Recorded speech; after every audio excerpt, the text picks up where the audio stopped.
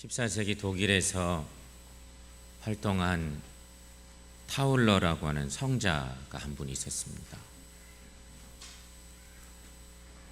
그 성자께서 어느 날 길을 가다가 거지를 한 사람 만났습니다. 만난 거지에게 이 성자가 인사를 건넵니다. 형제여, 하나님께서 형제에게 좋은 날 주시기를 바랍니다. 이렇게 성자가 거지에게 인사를 했어요. 이때 거지가 저는 한 번도 나쁜 날을 가져본 적이 없습니다. 이렇게 대답을 하는 것이었습니다. 맹랑한 대답에 깜짝 놀란 타울러 성자는 잠시 할 말을 잃었습니다. 곰곰이 생각을 하다가 또 인사를 건넵니다. 친구여, 하나님께서 친구에게 행복한 날 주시길 비네. 이렇게 인사를 건넸어요. 거지는 또 대답합니다. 저는 한 번도 불행해 본 적이 없는 것을 하나님께 감사드립니다. 이 말에 타울러 성자는 난감해졌습니다. 아니, 한 번도 불행해 본 적이 없다고? 자네 그 말이 정말인가? 갑자기 좀 따지듯이 묻기 시작했습니다. 그러고 말고요, 날이 좋을 때나 비가 올 때나 저는 하나님께 똑같이 감사를 드립니다. 제가 먹을 것이 많을 때나 먹을 것이 없어 굶을 때나 역시 하나님께 고맙게 생각하지요. 하나님의 뜻이 결국 저의 뜻이기에 하나님을 기쁘시게 하는 것은 언제나 저를 기쁘게 만들지요. 그러므로 제가 한 번도 행복하지 않은 적이 없는데 왜 불행하다고 말해야 합니까? 성자 타울러는 거지의 감사에 넋을 잃고 말았다는 얘기입니다. 여러분은 어떤 감사를 하고 살고 있습니까? 삶의 자리에서 여러분 얼마나 감사하고 있습니까? 여러분 넉넉하지 않습니까? 생각하면 행복한 건 많지 않습니까? 어떻게 마음으로 감사를 하고 있느냐 하는 것입니다. 오늘 본문 말씀 중에 시편 100편의 말씀, 시편 100편은 유대인들의 감사와 찬양을 담은 찬송시입니다. 감사와 찬양, 감사와 송축을 담고 있는 찬송시입니다. 바벨론 포로에서 돌아온 유대인들은 폐허가 된 예루살렘에 성전을 지어서 하나님께 예물을 드리면서 이 시편의 노래를 불렀다고 합니다. 그들이 대열을 지어서 성전 뜰로 행진해 나갈 때 앞서고 뒤서고 길게 성전 뜰을 행진해 갑니다. 앞서가는 사람들이 이렇게 노래합니다. 노래하면서 그 앞에 나가라. 앞선 사람들이 그렇게 노래하는 거예요. 노래하면서 그 앞에 나가라. 그렇게 외치는 것입니다. 그러면 뒤따르는 자들이 감사함으로 그 문에 들어가라. 이렇게 화답하면서 성전 뜰을 빙글빙글 돌면서 하나님의 성호를 높이고 찬양하고 그렇게 하나님을 높이는 예배를 드리는 것입니다. 특별히 시편 100편은 기쁨의 노래, 유빌라테, 어디서 많이 들었죠? 유빌라테 찬양단, 그 이름이 원래 이름의 속뜻은 기쁨의 노래라는 의미가 있습니다. 유빌라테, 이 시편 100편은 기쁨의 노래로 널리 알려진, 유빌라테로 널리 알려진 찬양시입니다. 성도 여러분, 감사의 찬송은 모든 시대에 걸쳐서 예배 드림의 최고의 활력소가 되는 것이. 여러분 찬양하실 때 어떻게 찬양합니까? 마음을 담은 찬양이 필요해요. 기쁨으로 하나님을 높이는 찬양이 필요해요. 이게 감사 찬양이면 더더욱 그렇죠. 하나님께 영광 드리는 찬양이면 우리가 감사함으로 기쁨으로 흔히 말한 소울이 있는 찬양을 드려야 되는 거예요. 유행가 부르는 사람들도요 그렇게 막 정말 마음을 다해서 노래하고 그러는데, 하나님께 감사 찬양, 영광 찬양 드리는 우리들은 어떻게 찬양을 드리고 있나? 여러분 생각해 볼 필요가 있어요.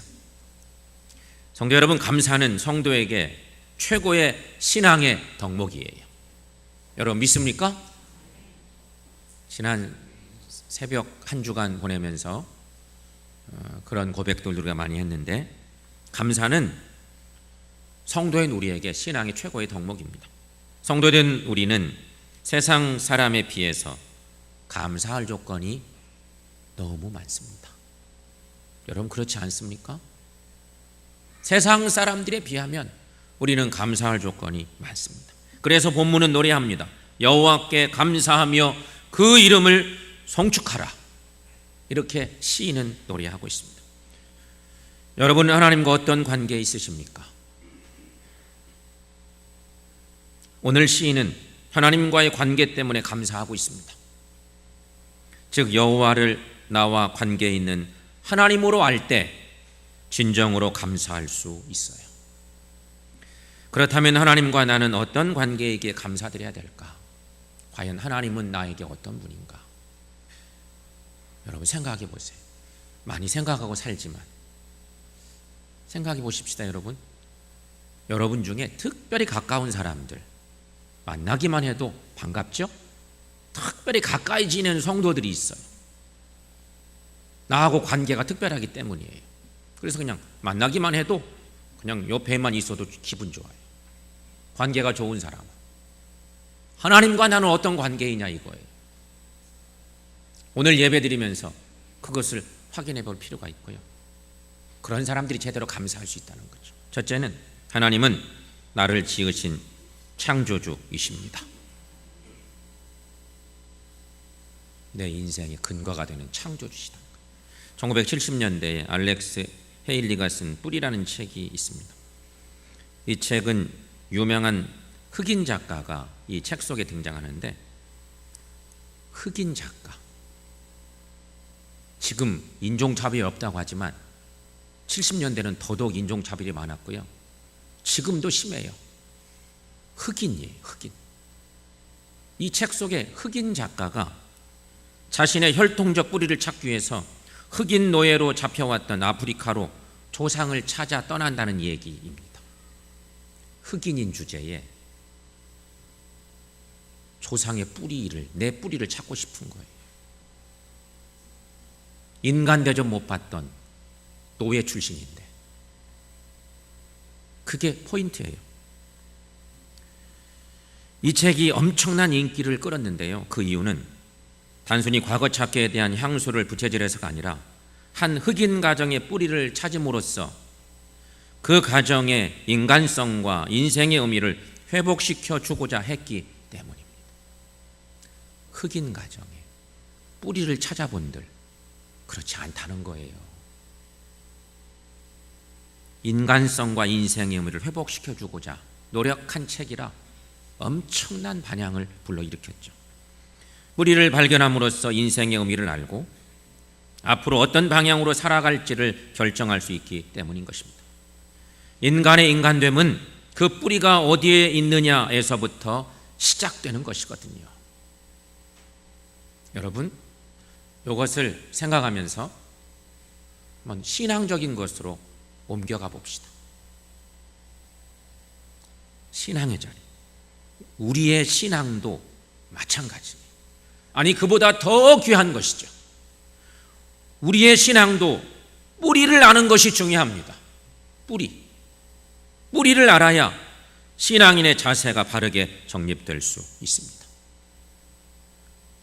나의 뿌리는 하나님이 나의 하나님됨을 아는 일입니다. 여기 있어요. 이게 중요해요. 오늘 본문 상반절 3절 상반절의 말씀, 여러분 자막을 통해서 함께 읽어보겠습니다. 여호와가 우리 하나님이신 줄 너희는 알지어다. 그는 우리를 지으시니요. 거기까지만 읽습니다. 여기 그는 우리를 지으신 이요, 창조주 하나님에 대한 고백이죠. 우리를 지으신 이요, 그냥 우리 성경은 이렇게 표현되어 있지만 히브리어 성경에서 이 의미를 조금 더 깊이 들어가 보면, 히브리어로 보면 이 우리를 지으신 이요, 이 말씀은 우리를 만드신 이는 하나님이시요 결코 우리 스스로 된 것이 아니라, 그런 의미가 있는 거예요. 그런데 많은 사람들은 마치 스스로 태어나 스스로 살아가는 줄로 착각하고 삽니다. 이런 생각들 때문에 만족하지도 못하고 불평하고 감사하지도 않습니다. 그러므로 우리에게는 바른 신앙 태도가 필요해요. 건강한 신앙생활을 하려면 기본이 잘 돼야죠. 내 뿌리가 어딘가, 그걸 아는 것이, 그 고백이 중요하다는 것이죠. 과연 바른 신앙 태도란 뭘까요? 이런 고백들이 담겨야 돼요. 첫째는 하나님은 창조주이시며 나는 그의 피조물임을 늘 확인하면서 그래서 감사하는 삶을 사는 거예요. 또 한 가지는 날마다 천지를 만드신 하나님 아버지를 내가 믿습니다 하는 그런 신앙 고백이 내게 있어야 한다는 거예요. 세 번째로는 오직 하나님을 기쁘시게 하고 영화롭게 하는데 삶의 목적을 두고 정확하게 살아야 한다는 것이죠. 여러분, 세상 사람들과 우리는 이미 삶의 방식이 다른 존재잖아요. 하나님 때문에, 하나님의 자녀이기 때문에. 그러니 이런 고백들을 가지고 사는 것이 바른 신앙생활의 중요한 모습이라는 것입니다. 사랑하는 성도 여러분, 언제나 나를 지으신 창조주 하나님께 감사하시면서 그 이름을 송축하는 삶을 살아가는 우리 모두가 될 수 있기를 축원합니다. 두 번째 하나님께 감사해야 될 이유, 하나님은 나를 다스리시는 왕이시기 때문이라는 것입니다. 서머나의 감독 폴리캅, 요한계시록 읽어가다 보면 소아시아 7개 교회 중에 한 교회가 서머나 교회인데, 서머나 교회만 제대로 남아있는 것이 없는 7개 교회 중에, 근데 유독 남아있는 교회가 폴리캅 교회가 남아있어요. 근데 서머나 감독 폴리캅은 주후 155년경 로마 총독에게 끌려가서 신문 받습니다. 예수 믿는 것 때문에 로마 총독에게 끌려가서 이제 고문을 당하는 건데, 로마 총독이 이렇게 윽박지르는 것입니다. 예수가 왕이라는 사실을 부인하고 로마 황제가 왕임을 고백하라. 그러면 살려주마. 이렇게 협박을 해오는 것입니다. 이때 폴리캅은 이 물음 앞에 타협할 수가 없으니까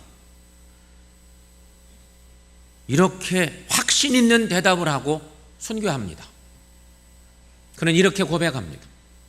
나는 86년 동안 나를 구원하신 나의 왕을 섬겨왔어. 그리고 그분은 나에게 한 번도 잘못하신 일이 없어. 그런데 어떻게 내가 그분을 부인하고 모독할 수가 있겠어? 그리스도는 나의 왕이시여.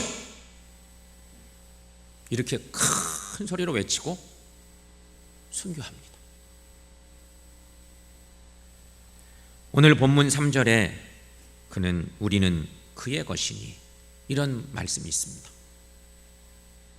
우리는 그의 것이니 라고 말하고 있습니다. 하나님이 우리 하나님 되시는 이유는 하나님이 우리의 소유주이시기 때문입니다. 이사야 43장 1절에서 3절 말씀에는 우리가 익숙한 이런 말씀이 있습니다. 이사야서의 말씀을 통해서 이스라엘 백성들이 신앙적으로 많이 힘들어할 때 하나님께 이스라엘 백성들에 들려주신 귀한 생명의 말씀이죠.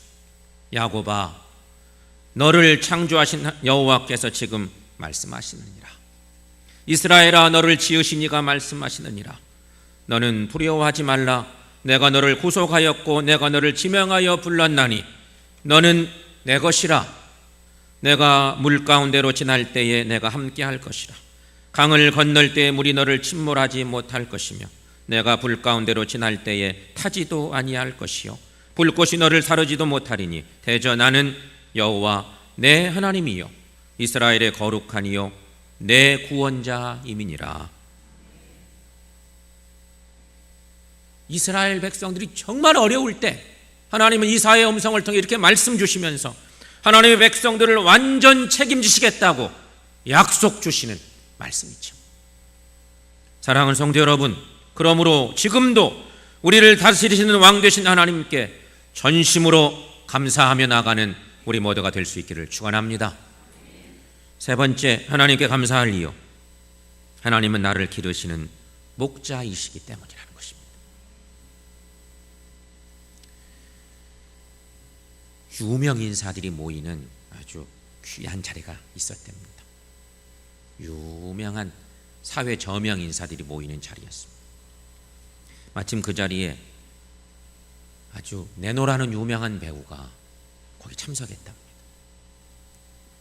사람들이 그 자리에서 그 유명 배우에게 한 솜씨를 좀 발휘해 달라고, 우리에게 좀 특별한 순서를 좀 마련해 달라고 유명 배우에게 부탁을 했습니다. 그 배우는 시편 23편을 낭낭한 목소리로 멋지게 시를 낭송하듯이 낭송을 합니다. 사람들은 그의 훌륭한 솜씨에 감탄하며 박수를 보내고 감동을 했습니다. 멋진 음성으로 기가 막힌 어투로 그렇게 시편을 읽어가니까 감동했습니다. 거기에는 어느 목사님도 한 분 계셨습니다. 사람들이 목사님에게도 우리에게 좀 특별한 말씀을 한 말씀 해주시죠. 이렇게 이제 부탁을 한 것입니다. 그러자 이번에 목사님도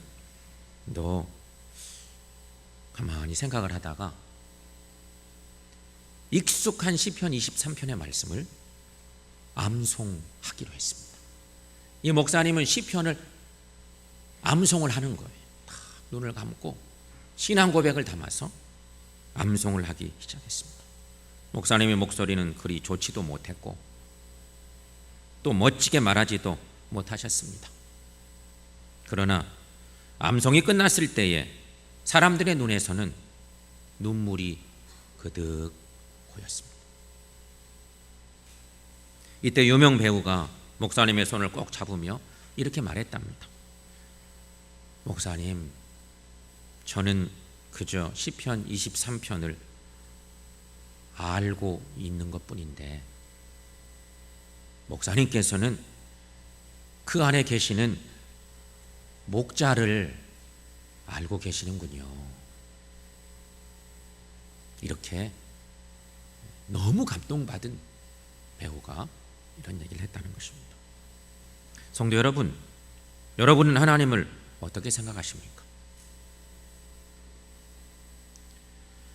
하나님과 여러분은 어떤 관계이십니까?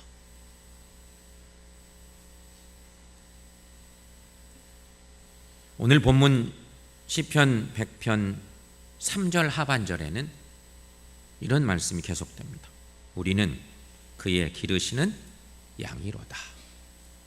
여러분 믿습니까? 우리는 그의 기르시는 양이로다 말씀하고 있습니다. 즉 하나님과 우리의 관계를 목자와 양의 관계로 그렇게 찬양하고 있는 것이죠. 하나님이 목자가 되셔서 우리를 길러 주십니다. 또한 우리를 인도하시며 우리의 모든 필요를 공급해 주십니다. 성도 여러분, 인생을 살아가면서 누구의 인도를 받느냐 하는 것은 매우 중요한 일입니다. 더욱이 의의 길, 생명길로 인도함을 받는 것은 대단히 중요하죠. 여러분, 딱 한 번 사는 인생, 두 번 살 수가 없어요. 그래서 딱 한 번 살아가는 인생길에 우리 주님 온전히 믿고 의지하며 주님의 인도함을 받아 살아가는 우리 모두가 될 수 있기를 주의 이름으로 간절히 축원합니다. 그리고 언제 어디서나 목자이신 하나님께서 푸른 초장 쉴 만한 물가로 인도하심에 감사하며 살아가는 우리 모두가 될 수 있기를 축원합니다. 성도 여러분, 하나님은 우리를 지으신 창조주이십니다. 그리고 우리는 그의 피조물이에요. 하나님은 우리를 다스리시는 왕이십니다. 우리는 그의 백성입니다. 하나님 우리를 기르시는 목자이십니다. 우리는 그의 양입니다. 성경은 이렇게 하나님과 우리의 관계를 잘 정리해 주고 있어요. 사랑하는 여러분, 하나님과의 관계를 바로 알고 그래서 감사하며 살아가는 사람, 그 사람이 이 땅에서 인생 사는 동안 최고 행복한 사람들입니다. 그 행복함이 내게서부터 시작되는, 하나님과의 관계를 바로 알아서 우리 모두도 행복한 삶 살아가는 우리 모두가 될 수 있기를 축원합니다. 기독교 고전 중에 경건한 삶을 위한 부르심이라는 책이 있는데, 이 책에서 윌리엄 로우는 이 유명한 얘기를 합니다. 익숙한 얘기인데요, 윌리엄 로우가 말합니다. 이 세상에서 가장 큰 성자가 누구인지 알기를 원하십니까? 그는 기도를 제일 많이 하고 금식을 제일 많이 하는 사람이 아닙니다. 자선과 구제를 제일 많이 하고 절제와 공의에 있어서 가장 탁월한 사람도 아닙니다. 이 세상에서 가장 위대한 성자는 언제나 하나님께 감사하는 사람입니다. 감사가 이렇게 중요하다는 거예요. 신앙인의 최고의 덕목은 감사예요. 감사. 감사와 불평은 할수록 커집니다. 이걸 우리가 알아야 됩니다. 감사와 불평은요, 할수록 커집니다. 감사도 할수록 커지고 불평도 할수록 커지는 거예요. 나는 어떻게 하고 있습니까? 중요한 건 나예요. 나는 어떻게 살고 있는가? 하나님 앞에서 나는 어떻게 살고 있나? 사랑하는 여러분, 오늘 추수감사주일입니다. 하나님께서 우리에게 왜 감사주일을 주실까요? 우리가 자꾸 잊고 살고 감사하지 못하고 불평하고 살 때가 많으니 감사를 회복하라고, 하나님과 관계를 더 건강하게 세우라고 주신 귀한 감사절입니다. 오늘도 우리의 창조주요 왕이시요 목자이신 하나님께 최고의 것으로 무한 감사드리는 삶을 사는 우리 모두가 되어서 우리 하나님께서 사랑하는 우리 모두에게 놀라운 복을 주시는, 그래서 그 복을 충만히 받고 하나님이 원하시는 복된 삶 살아가는 우리 모두가 될 수 있기를 주님의 이름으로 간절히 축원합니다.